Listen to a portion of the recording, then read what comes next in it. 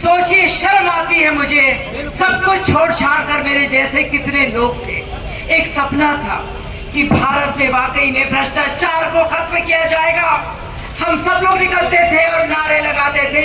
हम लोग कहते थे कि पहले लड़े थे गोरों से, अब लड़ेंगे चोरों से। और चोर कौन थे उस वक्त? जिनकी तस्वीरें और फोटोग्राफ और सबूत लेकर ये चोर खड़े हैं। अरविंद केजरीवाल, मनीष सिसोदिया और बाकी जितने भी लोग आप देख रहे हैं इस वक्त उनके मंत्रिमंडल में, और हम जैसे लोग फोटोग्राफ होते थे सोनिया गांधी के, जिन्हें कहा जाता था कट्टर बेईमान। फोटोग्राफ होते थे कपिल सिब्बल के, जिनको कहा जाता था कट्टर बेईमान। फोटोग्राफ होते थे लालू प्रसाद यादव के, जिन्हें कहा जाता था कट्टर बेईमान। फोटोग्राफ होते थे मुलायम सिंह यादव और अखिलेश यादव के, जिनको कहा जाता था कट्टर बेईमान। सोचिए, वही लोग अब उपवास कर रहे हैं, और वो उपवास है भ्रष्टाचार को बचाने का। जब शाज़िया हिंदी जैसे लोग अनेक सिपाहियों की तरह खड़े थे, सोच रहे थे कि हम सब कुर्बान कर देते हैं और काम करते हैं एक ऐसे कैंपेन के लिए, एक ऐसे आंदोलन के लिए जिससे भारत में वाकई में बदलाव आएगा। जो गरीब लोग हैं, जो हकदार हैं, उनके पास कम से कम जो भ्रष्टाचार से पैसा लूट रहे हैं ये नेता लोग, वो वापस लौटकर उन लोगों के घर तक जाएगा।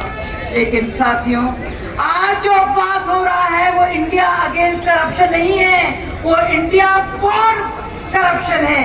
ये भ्रष्टाचार के खिलाफ नहीं है, ये भ्रष्टाचारियों को बचाने के लिए ये आंदोलन हो रहा है, ये उपवास हो रहा है। साथियों, शर्म आती है।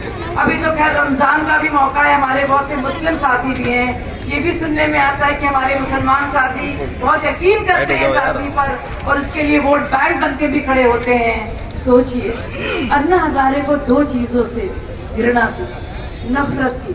बेचारों ने अपनी पूरी जिंदगी इसी तरह से सामाजिक कार्यों के लिए पूरी तरह से समर्पित कर दी। वो दो चीजें क्या थी? सबसे बड़ी चीज थी भ्रष्टाचार, जिसके खिलाफ वो आदमी मरते मरते बचा। उसकी जान पर आ गई, लेकिन 13 दिन आपने देखा रामलीला मैदान में कैसे वो बूढ़ा बुजुर्ग पिता समान हमारे इस तरह से जूझता रहा। उसकी हालत कितनी खराब हुई। इस दिन के लिए साथियों, इस दिन के लिए अन्ना हजारे ने वो सब किया था।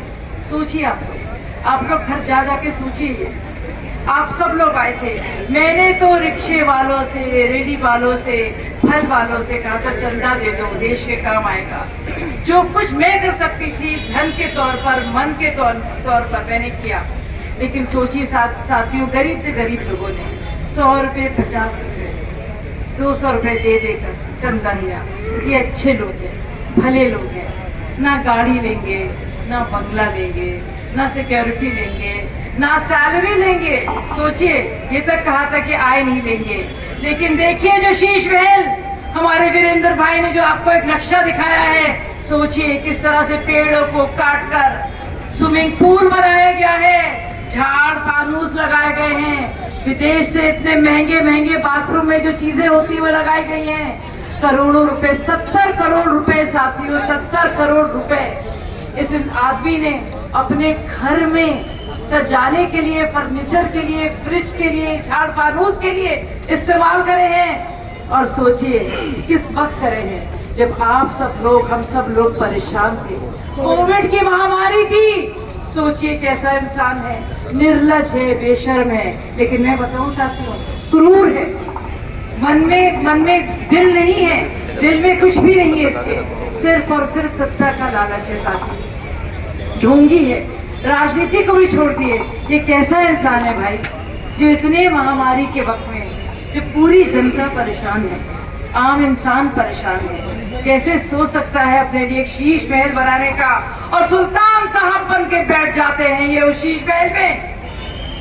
ये तो अभी इसके एक एक कमरे को अगर आप लोग दिखा देते तो आप देखते क्या अमीरी है भाई साहब। और चंदा लेते थे फल वालों से। साथियों, ये पार्टी शुरू हुई थी झाड़ू से, ये खत्म होगी दारू पर। ये शुरू हुई थी स्वराज से, ये खत्म होगी शराब पर। इन्होंने कहा था हम खोल रहे पाठशाला, क्या बना दिया इन्होंने पूरी दिल्ली को एक बड़ा मधुशाला। साथियों, कैसा इंसान है ये। इसका काम बस एक है, इस नटवर लाल का 1 2 का 4 और 4 2 का 1। बिल्कुल, ये वो इंसान है साथियों। और इस बार मैं आप सबसे कहती हूँ, इसकी असलियत पहचानिए। ये जो ढोंग करता है और उसके ढोंगी साथी जो बैठे हैं, देखिए आप, एक भी सवाल का जवाब नहीं देते। आपने देखा कितनी बार मैं टीवी पे होती हूँ, बार बार मैं सवाल पूछती हूँ कि क्यों वो जो माफिया है शराब का, क्यों आपने साठगांठ की, क्यों घर बुलाया, क्यों पॉलिसी आपने बदली, क्यों शराब के ठेके हर जगह